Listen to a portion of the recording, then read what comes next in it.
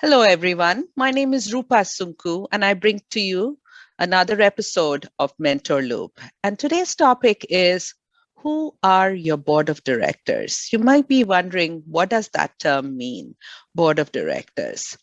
So to me, the concept of board of directors is the brand is you, and who are the people that are sponsoring you or helping you navigate to deliver the best you are your board of directors. So the concept of personal branding isn't new, but questions remain on how you create one, and more importantly, what it means to maintain and inhabit that brand.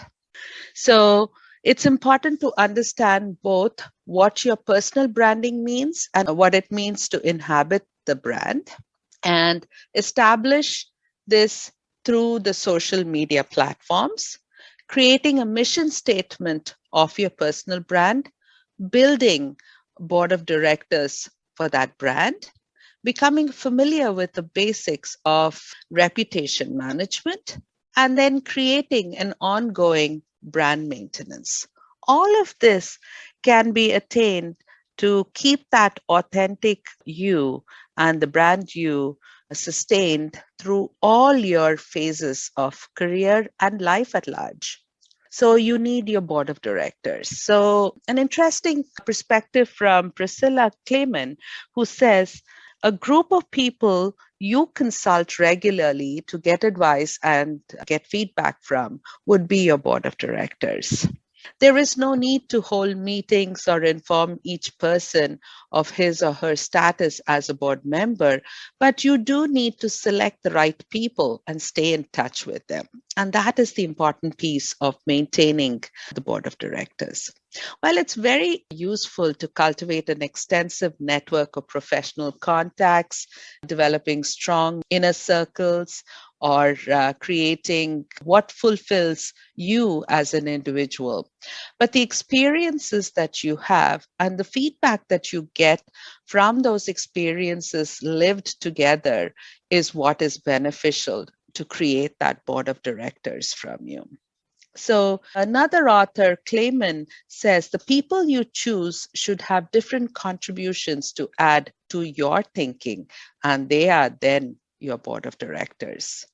While Nehal Mehta says your personal board of directors include people who are invested in your career advancement, and your personal board should be a group of diverse leaders, influencers, and corporate heavy hitters who will bring some unique strengths and perspective to your brand.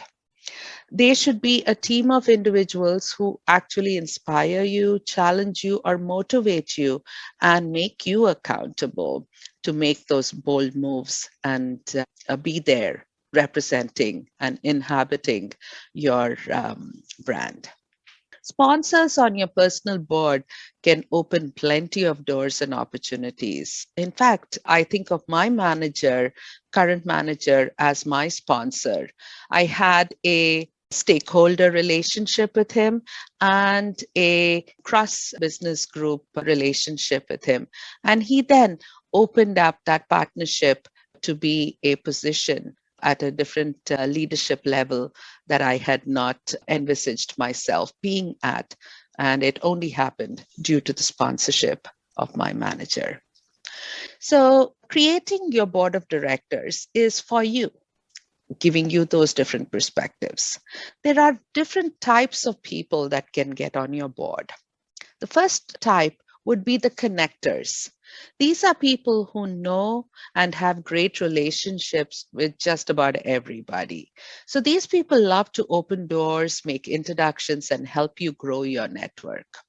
Is there somebody you know who can't resist introducing to other people would be called a connector? Consider these people to be playing that role to ask you questions and then say, hey, I think I have the right person you can talk to be able to get your answers. that is through either the social networks or through LinkedIn, through Twitter, have a very large number of followers and can be that connector for you and maybe part of your board of directors. Then the next type of people that you would like to consider for your board of directors would be the informational powerhouses. These people have like a finger on the pulse of what's going on in the broader organizations, the environment, the industry. You can always speak to these folks with trends, ideas, opportunities, and intel about anything out there in the market. These individuals usually have a breadth of responsibilities and connect you to new projects and opportunities that can be beneficial to you and them.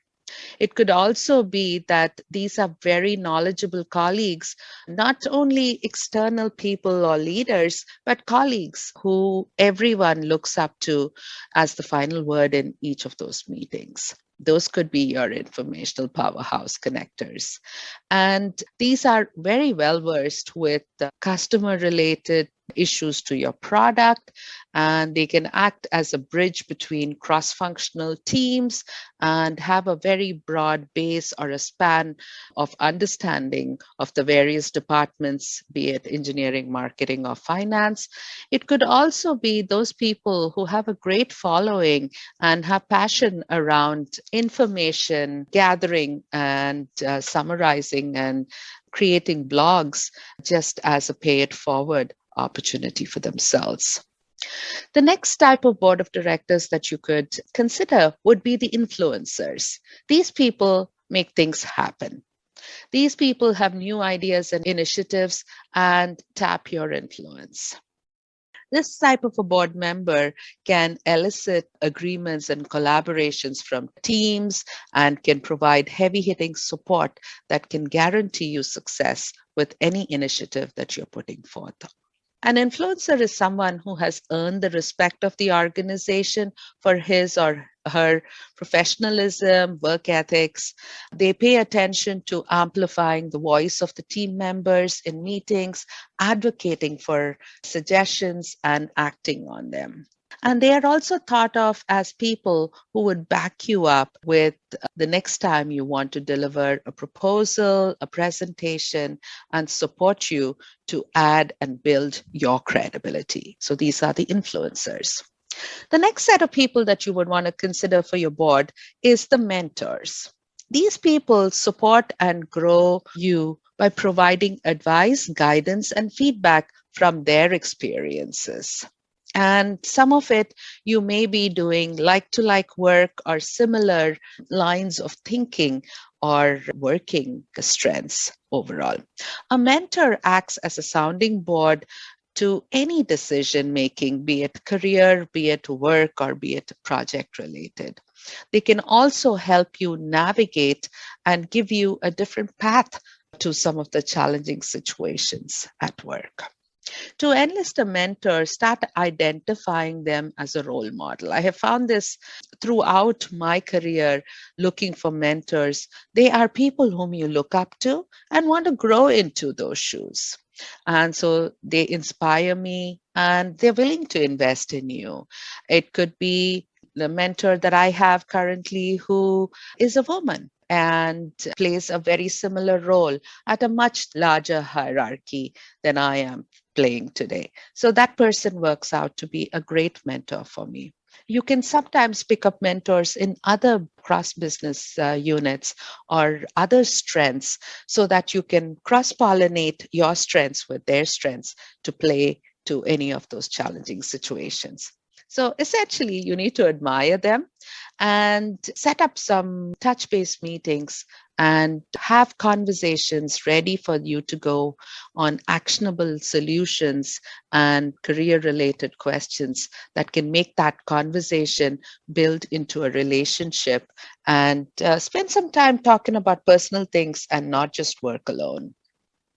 The next are a fairly influential And a must have, if you're looking for growth and progression, is a sponsor. This is a person or an individual who will accelerate your positioning. They will open those doors and provide visibility to assignments and give you promotions. They are, unlike mentors, just giving you thoughts and feedback, but they actually open doors and influence other people who may have work for you. They will advocate for you, which is different from that of a mentor or any of the other people on your board. Normally, it's hard to find those sponsors, but when you find those sponsors, they work very charmingly well to any movement of your career overall. And often enough, sponsors are there to give you that forward progression, as I mentioned, and not so much as another perspective to where you are and to the goals and potential that you can reach. The potential can be amplified by having good sponsors in good and high places. So, what is most important with a career goal? Whether the goal is to advance your career or course correct or lead a project or make some bold, gutsy moves fearlessly or be an influencer with your inner circle or just your image or your brand, all of these situations and scenarios can start and be foundational to you setting up that board of directors. So, here in summary, the goal is to intentionally build and develop relationships to help career sustainability. You could have peers as part of your board members. You could have people that are external mentors who can give you that outside in perspective. It could be your own manager who can be that sponsor and open up those doors for you. As long as you have people with these different flavors that we've talked about, making you accountable and keeping you committed to your goals, that would be a successful board of directors that you can establish for yourself. I hope you've been able to take away a few things from this conversation. And next time you meet somebody that inspires you or influences you in your career or in any of your goals that you are pursuing, think about it and say, will this person be a good fit to be a board of directors? And ask them about their board of directors. And you can see the breadth and the depth of influence that each different person you speak to builds their board of directors with. If you'd like to be part of Touch a Life, where we have multiple programs of leadership, career help, please look us up at touchalife.org and hopefully we will connect with you. And if you have any ideas for topics that you would like to discuss, please share that my way through touchalife.org website, and happy to connect with you. Thank you so much and have a great one.